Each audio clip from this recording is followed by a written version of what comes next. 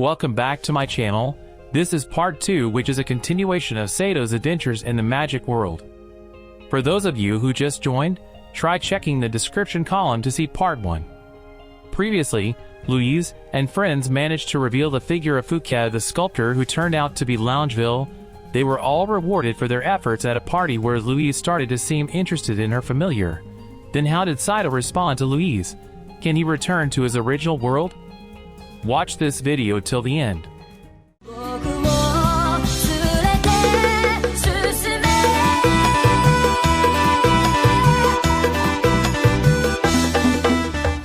Henrietta invited Louise to the palace to give her the title of Chevalier. As like the plan before, as a thank you, Henrietta allowed Saito to kiss her hand, but he misunderstood and kissed the princess on the lips instead. Due to that, Saito was beaten to a pulp by Louise.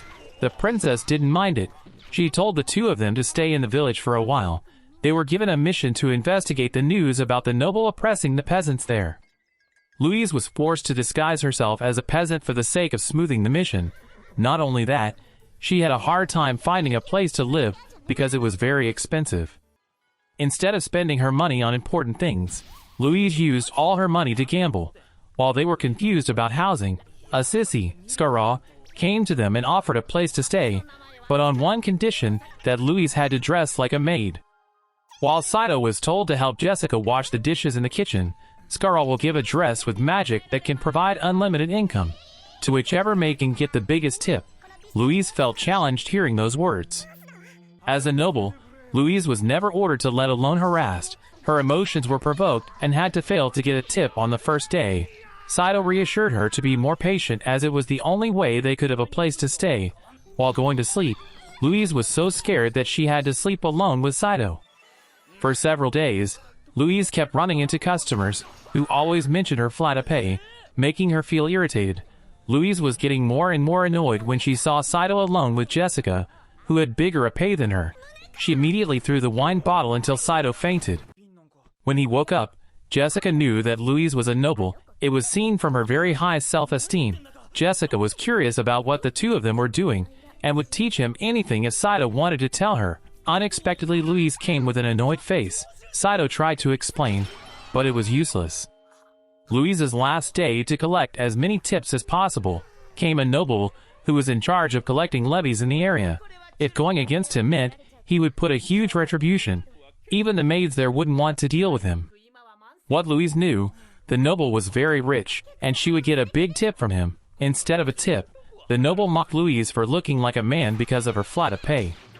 Louise got angry and kicked the noble in the face. Saito quickly came to protect Louise from the noble's threat. Already acting cool, Saito even forgot to bring his sword that was left in the attic. As a result, Louise was forced to use her magic and confess that she was a noble.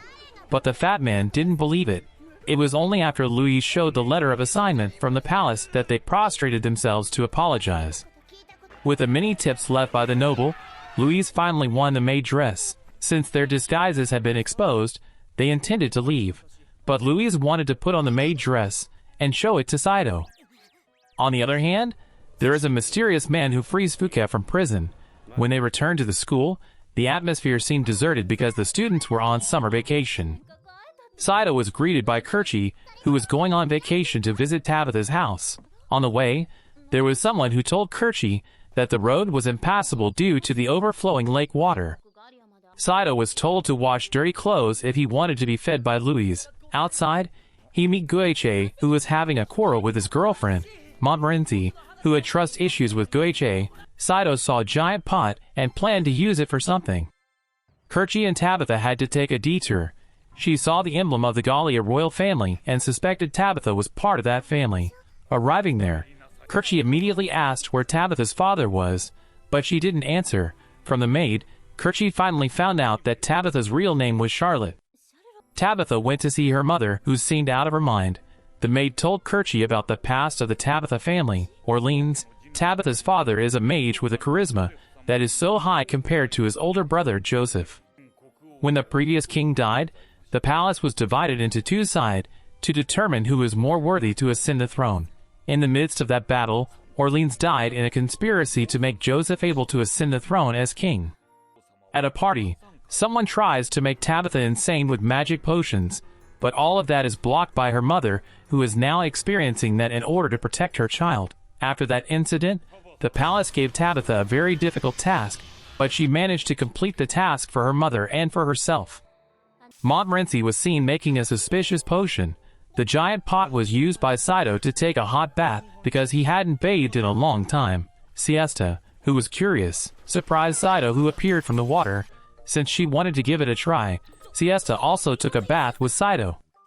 Saito told about his world, which is Japan, which made Siesta a little surprised because there was only one moon and there's no mage. Montmorency seemed to be waiting for Guiche to give him the potion she had made, but when she was about to pour the potion into Guiche's drink, they were distracted by the presence of Louise, who was looking for her familiar's whereabouts. When she saw Saito taking a bath with Siesta, Louise looked annoyed and chose to return to her room. Siesta shared that her late grandfather was from another world. She thanked Saito for taking a bath together, and she also felt happy to be alone with Saito. Still feeling irritated, Louise walked over to the two of them, who were on a date, and she drank the juice or something that Montmorency had mixed with the potion. When Saito came home, Louise was ready to scold him because of the effect of the potion. Instead of being angry, Louise was honest about her feelings and expressed her heart to Saito. It turned out that the reason Tabitha came home was because the king had given her a dangerous mission. Kirchi offered to help her. The potion that Louise drank was a love potion. The effect of the potion wouldn't wear off for a month or even more, making Saito unable to carry out activities because Louise was always attached to him. Siesta, who saw their closeness, felt jealous, as did Louise, who immediately returned to her room. Although Saito had explained that Louise was like that because of the effect of the love potion, Siesta didn't believe it because whoever made the potion would be punished. Siesta went to continue her work while Saito went to the room following Louise, who was already wearing lingerie in order to seduce Saito. Instead of being aroused, Saito was uncomfortable with Louise's strangeness. He intended to return Louise to the way she was. Saito goes to see Monmon to ask for a way to heal Louise. But Monmon doesn't want to help because the main ingredients like spirit tears are so hard to get. Saito threatens Monmon to report it to the principal if she doesn't want to help him. As a result, Monmon is forced to help Saito. They made a plan to go to the Lagdorian lake along the Gallia borderland to collect the spirit tears. The following morning, they set off together with Guiche, who accompanied his girlfriend. When they got there, Monmon saw the lake's overflowing water was unusual. They had to wait until the sun sets for the spirit to appear. She used her familiar and a little of her blood to let the spirit identify who had summoned her. After waiting for a while, the spirit appears. Monmon reminds her that she has made a contract with her. Monmon tries to ask for the spirit's tears, but she refuses. Saito tries to plead, and he is willing to do anything to convince the spirit. The water spirit asked them to repel the enemy, who always attacked her people. Saito accepted the condition. Monmon was forced by Saito to get involved in the fight later. They were on standby waiting for the enemy in question. When the enemy appeared, Saito teamed up with the others to defeat the enemy. But their combined attacks were unable to defeat them, forcing Louise to intervene with magic that didn't work. Even so, her magic managed to reveal who the enemy was. It turned out to be Kirchi and Tabitha. They are forced to fight the water spirit because of the flood it causes. They face different problems with the same one source. Monmon again summons the water spirit and asks the reason for flooding the residents' settlements. Apparently it's because the treasure has been stolen by someone. The water spirit intends to flood the entire surface until the treasure returns to her people. The treasure is Anvari's ring, a magical item that can give false souls. The ring was stolen by someone named Cromwell. Saito promised to bring back Anvari's ring and hand it over to the water spirit. The water spirit believes Sato's words, making her volunteer her tears. After recovering, Louise again showed her cruel nature to Saito because she didn't forget what happened while she was under the potion. Suddenly the princess came to see them. Elsewhere, Bouquet meets her master, who turns out to be Cromwell. The princess came to them because she wanted to ask for help. Henrietta decided to marry into the Germania royal family. Although it sounded dangerous, but it was for the sake of forming an alliance to protect the Tri-Stain Kingdom. Henrietta asked Louise to retrieve the letter that had been given to the Prince Wales in the Kingdom of Albion, so that her engagement to the royal family of Germania went smoothly. At the same time, the princess also apologized for having to order Louise to go to a kingdom that was in conflict. Goichi, who heard their conversation, volunteered to help the princess. Coincidentally, the princess was also in need of additional strength. While Saito was washing Louise's panties, Siesta came to see him to apologize for not believing in the potion. Saito didn't mind it, and instead asked her about a person who knew about history. Siesta told about that person who was Colbert. Saito went to meet Colbert and asked about Gundolf. It turned out to be a legendary void mage's familiar. Saito was curious about the brown liquid, which turned out to be the dragon blood that Colbert was researching. Louise looked doubtful whether she could carry out the duties of the princess or not, but Saito assured her, and he would also protect her. Before the mission started, the princess gave Louise the ring she left behind as a reward. Because of that ring, Guiche's familiar suddenly appeared because it was very interested in precious jewels such as gems. Not long after that, a man appeared and introduced himself as Henrietta's envoy, who would accompany their mission. He was Ward's. Ward said Louise was his fiancée. Saito was shocked. After a few hours of traveling, they arrived to a town in search of lodging. Louise explained to Saito that she had admired Ward since childhood. Saito felt he didn't need to say he wanted to protect Louise, because there was a stronger Ward's. During dinner, Ward's confirmed about Saito having beaten Goichi and Fuke. These two things made Ward's interested and challenged Saito to practice. Without a fear, Saito accepted the challenge. Ward's invited Louise to go to the room to have a private talk. Goichi remembered that he wanted to approach a girl he met earlier, and only Saito was lonely, making him ask Derflinger about Gundolf. It turns out that Derflinger knows about that, because Gundolf has always been his partner for 6,000 years. According to Derflinger, the mark on Sato's hand is the power to freely wield weapon, and will not work for other objects. Ward suddenly asked Louise to marry as soon as their mission was over, surprising Louise for being too hasty. As promised, Saito and Ward's did the training. Saito swung his sword against Ward's, but he was thrown off after being struck by Ward's magic attack. After his defeat, Saito pondered Ward's words that he would not be able to protect Louise. Suddenly Louise came to see Saito was crying. Saito didn't care, even seemed to hate Louise. Before leaving, Louise said that she would marry Ward's, making Sato's heart sink. Goichi picked up Saito because they were about to leave, but Fuke suddenly appeared with a giant golem. Saito and Goichi were forced to fight her. Ward's lied to Louise by saying that Saito and Goichi had returned home, then they continued the mission together. Saito and Goichi were overwhelmed by Fuke. Fortunately, Kirchi and Tabitha came to the aid. Forcing Fuke to flee, Saito tried to ask where Louise was. The innkeeper said that the two of them had gone by ship. On the ship, Louise accepted Ward's marriage proposal.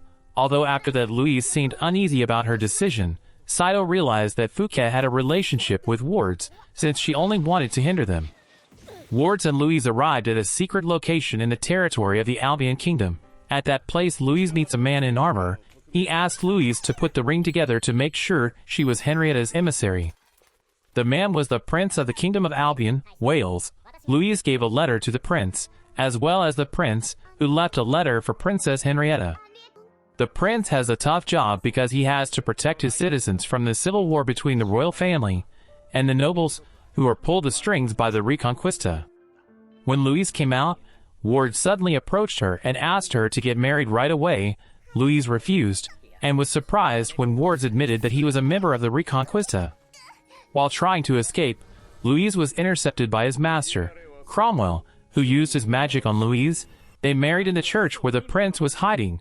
Just before the marriage was officially established, Saito came and shouted loudly that brought Louise to her senses. Saito managed to find their location thanks to Guiche's familiar who smelled Louise's gem. Have a chance. Prince was killed by Ward's. Immediately he gave his ring to Louise. At that place, a duel took place between Ward's and Saito. Saito did not accept that Louise was being toyed with by Ward's. The mark in his hand emits a light that makes Derflinger transform into a stronger one and can absorb magic. Ward's almost died after fighting Saito, but because the task to kill the prince and the mission to get the letter had been successful, he chose to destroy the place in order to escape from there. Just in time, Tabitha and Kirchi came to save them using magic. Under the moonlight, Louise recalled the fond memories of Ward's, who had been replaced by Saito. Louise immediately went to the princess to report her failed mission to bring the letter that was entrusted by the Prince Wales. Henrietta was also saddened by what had happened. She also reported her mission to the principal, who was giving Colbert a vacation, because he wanted to go somewhere to research the legendary dragon or something. Louise reported about the Reconquista organization and their actions that caused the Civil War.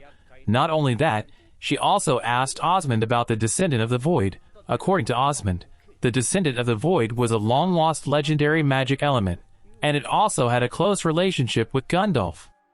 Louise was confused and thought that if Saito was Gundolf, then she was the Descendant of the Void. But that's impossible, she thinks. Saito entered the room, which made Louise startled and looked uncharacteristically embarrassed. Louise's panties suddenly sagged. Saito just remembered when he washed the panties the elastic part was broken, but he still washed them. As a result, Saito was tortured and kicked out of Louise's room. When Saito vented his frustration, Siesta approached him and said that she wanted to return home to the village. Because Siesta's great-grandfather was from the other world, Saito wanted to hear the story of how he arrived in the magic world. Saito wanted to find clues on how to return to his world. Siesta said that her great-grandfather came with 2 dragons. One dragon disappeared under a solar eclipse, and the other was kept as a family heirloom. Curious, Saito wanted to go with Siesta back to her hometown. Kirchi and Guiche, who heard that, were also interested in quietly following them. Louise, who was looking for Saito, accidentally saw Saito go alone with Siesta. Louise find out where Siesta was going, and she knows that Siesta was going home to her village. In short, Saito and Siesta arrived at her hometown, Tao Village. Siesta immediately helped Saito to get a hint about the dragon. While Colbert will be there soon, after Saito got the hint, the 3 of them suddenly appeared to join Saito. The hint led them to a cave elsewhere. Cromwell succeeded in a coup against the Kingdom of Albion after the Prince Wales was killed. They started exploring the cave.